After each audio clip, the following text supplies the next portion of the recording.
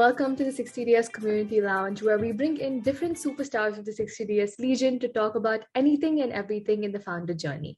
I'm Manaswi, your host for this season. Today, we're joined by Wafa. She is the founder of For Real Dough, the cookie brand that you have to try. If you haven't tried it, I don't know what you're doing with your life right now. And she's also a graduate from the 60DS program, cohort 2, and she's been a wonderful person that I've worked with over the past few months, and I'm so glad to have you here, Wafa. Thanks so much. It's lovely to be here. I don't remember the last time I was referred to as a superstar, so Oh, that's always good. oh gosh, please. I think you're taking the cookie world by a storm, and you're someone to really watch out for. So, actually, can you go ahead and maybe introduce yourself a little bit, your entrepreneurship journey, just anything you would want to share? Yeah, sure. So actually, I've been an entrepreneur for quite a while now. My background is actually fashion, so the food world is very new to me. I had a resort wear brand to start out with, and then an accessory brand called Wafa by Wafa that was local here.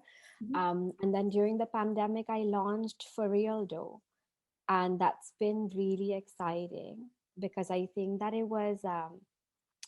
I mean, they're all quite similar. Like you think fashion and food are really different, but at the end of the day, for me, it was always about the creative journey and bringing sort of solution to a problem or like a gap in the market that I perceive to be there. So it's been really great. I mean, it's definitely there's bumps every day, but I guess that's the entrepreneurial journey, right? Yeah, no, that makes sense. And I really like what you mentioned about solving sort of a market gap or a market problem. I think it's very important to identify that as a founder when you're trying to build something. So very Yeah. nice. Yeah. I've sort of been a baker, but not necessarily actually anything else. It's always been cookies. Like I've always been known in my family, with all of my friends. Like when anyone's feeling down, whatever, I would be the person that would bake cookies, experiment with cookies. Like I think I've been doing it since I was like 8 or 9. Um, but during the pandemic, it was the first time that I sat down. I was like, you know what? I think that if I want to do this, I want to do it in a way that's just different. That's not, I feel like there's so many amazing cookie brands in Dubai, to be quite honest. Like, just my mind is blown. Like, they're not even sort of okay, there's just amazing ones. And I just felt like I wanted to bring something different to the market. I also spent a lot of time in New York growing up and then at university, and I lived there after. And frozen cookie dough was always like such a normal thing, like, you know, something that you always had in your freezer. So whenever you felt like, and I felt like that was something that didn't exist in Dubai. I felt like it was something that it's sort of, I once in a while would see Nestle or would see Pillsbury, but I felt like there was nothing that was really like local, that you knew the ingredients, there was transparency, it was high quality ingredients. And I felt like that was something that I wanted to bring. And not only that, I don't know if it's with you, but a lot of the people, myself included, during the pandemic faced this problem of you buy a box of cookies and then you felt this like urgency to finish it because you didn't want it to go bad, right? Yeah. So now you had to eat, you wanted one cookie, but Yeah. now you got six, and Yeah. now you have 2 days to go through it. Yeah. And so I actually was really conscious of making sure that it was pre-portioned dough. So you could stash it in your freezer. And then if you felt like a cookie, like for breakfast, a midnight snack, whatever, you could just pull out one cookie and make it. No, that makes sense. And I've ordered from you, I think, twice or Yeah. thrice now. And what you said resonates with me really well because I ordered the box of six when you with your Christmas lunch. I think it was the Yeah. hot chocolate and the toffee nut. Oh, two of my favorites, honestly. I'm so And glad. I found a toffee nut cookie just like last month, and it was just sitting there in the corner of my fridge. And the joy I felt, the Yeah. comfort I felt of just, I don't need to make the dough myself. Wafa's made it Yeah. for me. I'm just gonna go bake it. I'm gonna have it. And I think what you've done with this creating the sense of comfort and just having a cookie whenever you want kind of thing is amazing. So thank you for that. Thank It really you. made my day that when I Oh, found that. I'm so glad. Yeah. I want to ask you, you've been in the founder seat for a while now. So what does a normal day as an entrepreneur look for you? Honestly, I don't know if it's just me or if this is everyone, but like every day is different. Every single day is different, especially, I mean, during Ramadan, like there's just no comparison. But normally I would try to keep consistency through my morning routine because I feel like that was the only thing that I could control. Other than that, the whole day is kind of like there's some days where we're testing in the kitchen with new recipes, things that we want to launch. There's days that I have back to back meetings. There's days that we have photo shoots. There's days where I'm just shooting content. Yeah. So it just like every day is so different. But I think for me, the consistency comes through my morning routine. That makes sense. What do you do in your morning routine, if I may ask? So my morning routine, I think, got thrown off a bit during COVID, and then I had to find my center again. I've gotten thrown off again during Ramadan, of course. But normally during my morning routine, I actually was never an early riser as like a child at university, all of that. But I like consciously made the switch. Like it's been a few years now, but I made the switch because I feel like if you get the morning to yourself, Yeah. I'm good to go. Like I need a few hours to myself in the morning. I like to like go for a walk, but like out in nature. Like it's really important for me. I didn't know that. I Yeah. actually discovered it during the pandemic. Like I didn't know morning walks were my thing. So Yeah. much so that during the summer I used to wake up at 5:30 a.m. because it was the only time I could walk outside, Ah, which is shocking for me. So usually like I like to go for a walk in the morning just to kind of be outside.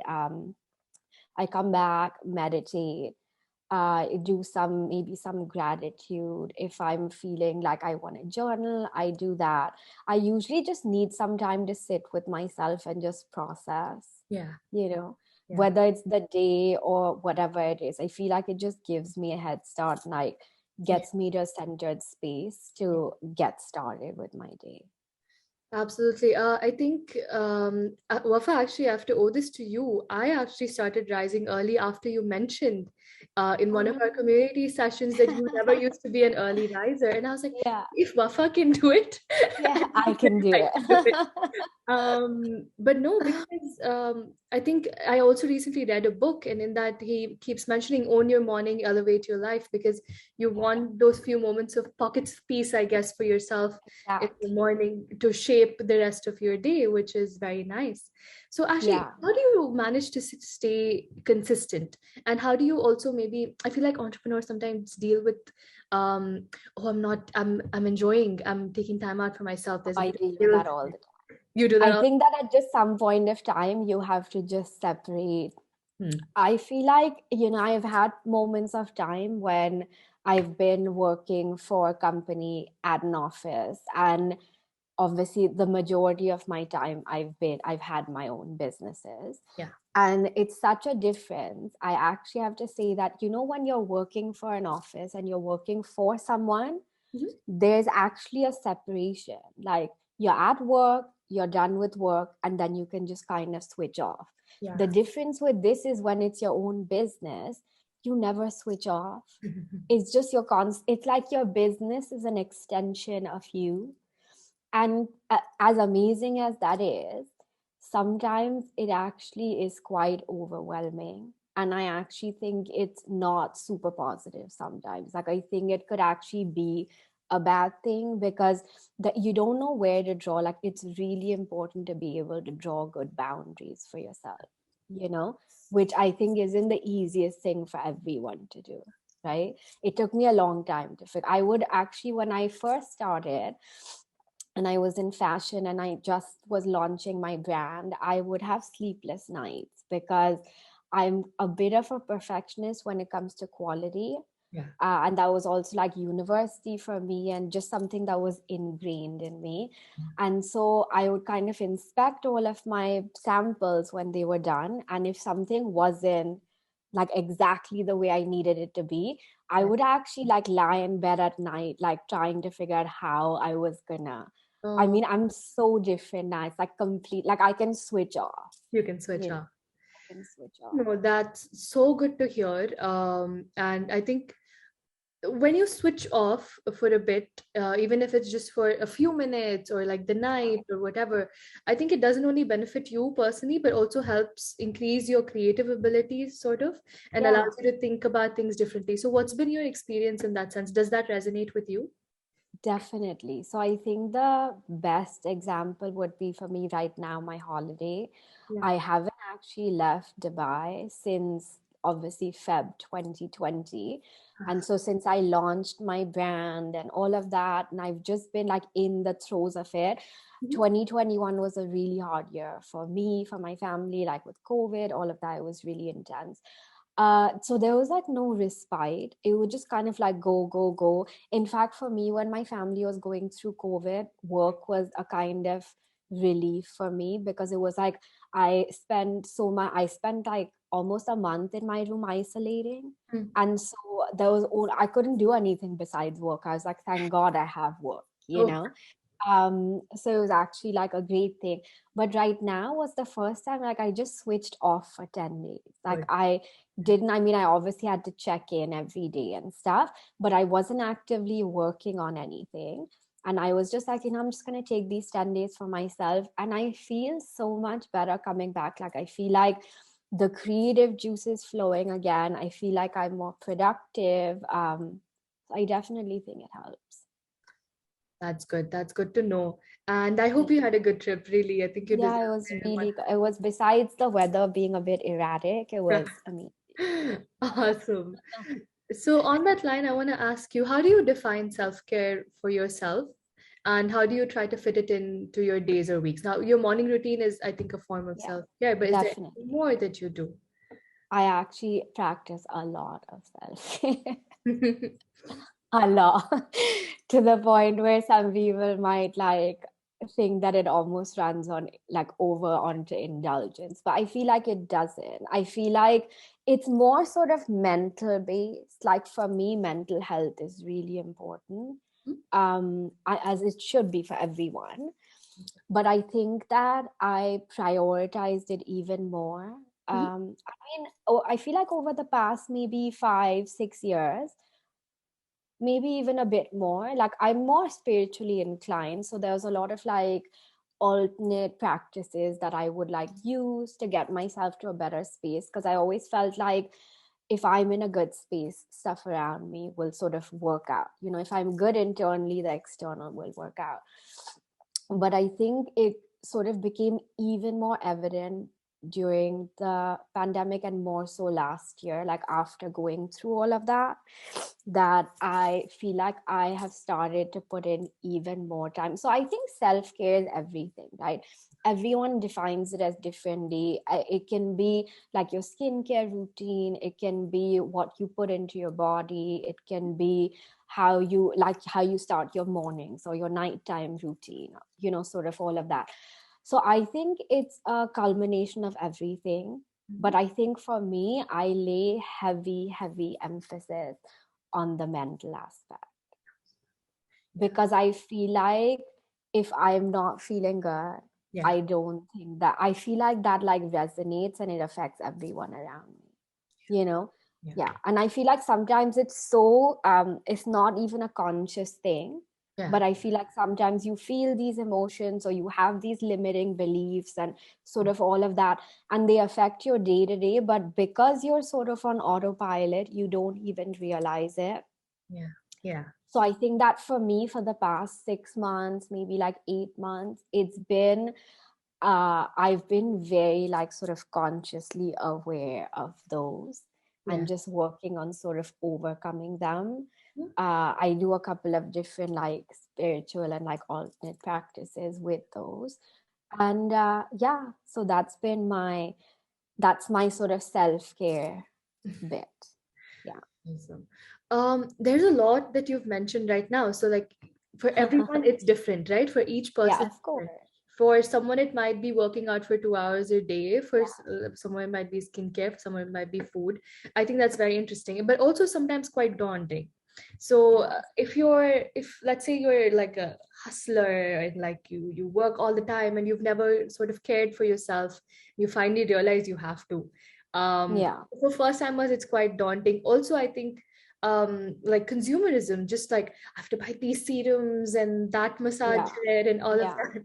So what Yeah. would you say is the best place to start to take care of I think the best place to start is finding something, even the smallest things that one affect, like if you cover your physical, you? Hmm, your mental, hmm, and your emotional, hmm. I think you're good. So, like, if you find anything physically, like move, Yeah. whether you want to go for like a 5 minute walk, like I feel like it's just like kind of like because it puts you in the present moment.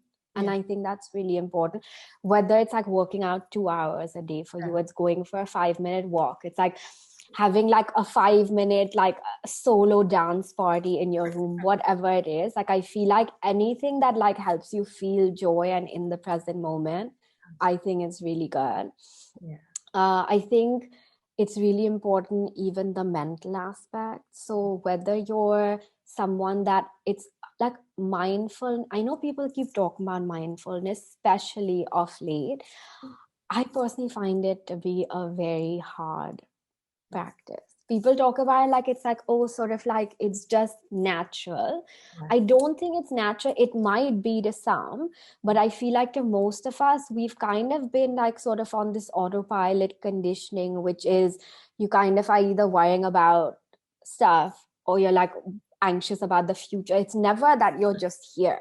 It's Yeah. rare that you're here, right? Right, very right. So I think that it's important to bring in some form of, so I think meditation really helps with that. And I never used to be someone that meditate because I didn't understand Yeah. how you would how do people just, Mm. and I think the easiest, like I started meditating in a way that I found to be the easiest. I mean, I've progressed since then, Mhm. but me starting out meditation was literally 5 minutes Yeah. of me counting my breath. That was it. Yeah. And from 5 it became 10, and then I worked up to 20. Now I do like guided meditations, because they're a bit more intense, and I feel like that's where I'm at. Yeah. But I think the 5 minutes a day even really helps. I agree with literally everything that you said, and I think the most important takeaway is you have to start small. You Yes, don't, yeah, just don't start. just start, Yeah, right? Yeah. I'm the, you know, this from all of our community hangs. I have problems with perfectionism. I have a problem getting started. I have like 10,000 things that I want to do and Yeah. all of these ideas. But for me, like I've always want to just have them be like just so, Yeah. you know. And I don't think that's humanly possible. I think that we set ourselves up almost for failure by doing that, to be like, I have to be perfect. I think I want to ask you from a, let's say, from a boss perspective. When if there's anyone that you're working with or anyone in your team, have you ever faced a situation where you felt like extending advice on just taking care of themselves, or even any at any situation in your life, and how have you dealt with those conversations? Because I think sometimes people get offended if you Yeah. say, "Hey, you want to like take a break?" Yeah. I wish that I could tell you from like a boss perspective, but like I haven't actually encountered that like in my working, sort of maybe in my working life, but not within my own company. With Or do you know okay, what I mean? yeah, yeah. Like I've always had, I don't know whether it's a good thing or it's, I've always had like employees that seem to be like very content and will do like what's needed, but that's, especially like my employee right now, Yeah. she's sort of really great at, she's super hardworking, great attitude, always present, Mhm. but like exactly that, when she's there she's fully turned on, and Yeah. otherwise she's happy to like switch off. Like I am someone that, obviously I also get it, it's my business, so the buck stops at me. Yeah. If there is a problem, if there is a mess up, I'm the one, whether it's my fault or not, I'm the one that comes under fire. So I get it that I would obviously be a bit more stressed, but it's nice to have someone around me that is just more grounded. Because you know the thing is, when you're having a moment of being frazzled, Mm. It really doesn't help when the person opposite you reflects your energy. Yeah. Like, Yeah. it's a lot nicer when I'm slightly frazzled if the person across from me is able to maintain their sort of composure and remain Yeah. grounded. Yeah. It also helps me come back a lot quicker. Becca. Yeah. Absolutely. But That makes for me, I think in terms of telling people about self-care or anything like that, I think I'm quite blessed to also, because I'm more spiritually inclined. yeah. I think I also maybe tend to attract that. So actually, like, a lot of my friends are quite spiritually inclined. We all do a lot of like deep inner work. We're So nice. constantly working on ourselves. So Yeah. I think that conversation becomes a lot easier because you start to realize that it's not personal. And if someone's telling you, oh, like, this is what I think, and this is, it's always like, oh, okay, that's really interesting. Let me see how I never saw it from that angle. Let me see how I can figure it out. So I think it makes it easier when you like are able to not make things so personal, So which is personal. really easy to do. Yeah. Yeah, no, I think what you mentioned there is so nice from the beginning till the end, but I'll pick on the end because the people you surround yourself with, I think, is a very important choice. And I would say a form of self-care because if you surround yourself with Yeah. toxicity, that's how you're gonna feel most of the Exactly. time, right? Yeah, Yeah. no, that's so cute. It's amazing. Yeah. Like, let's go meditate together, or like, Yeah.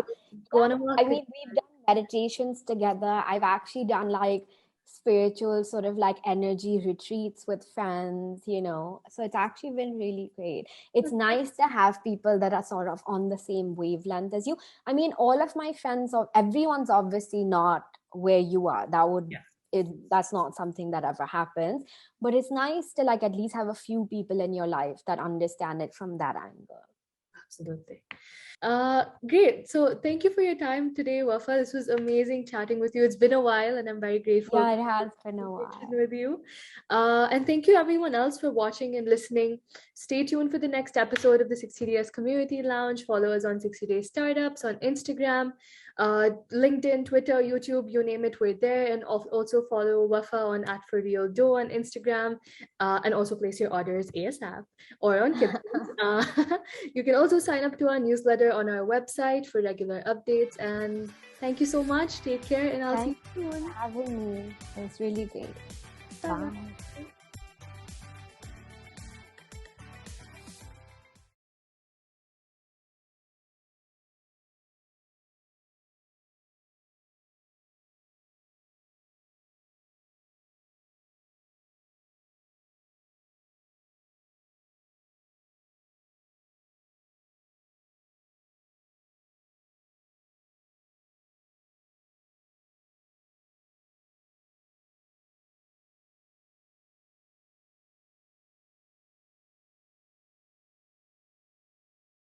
Bye.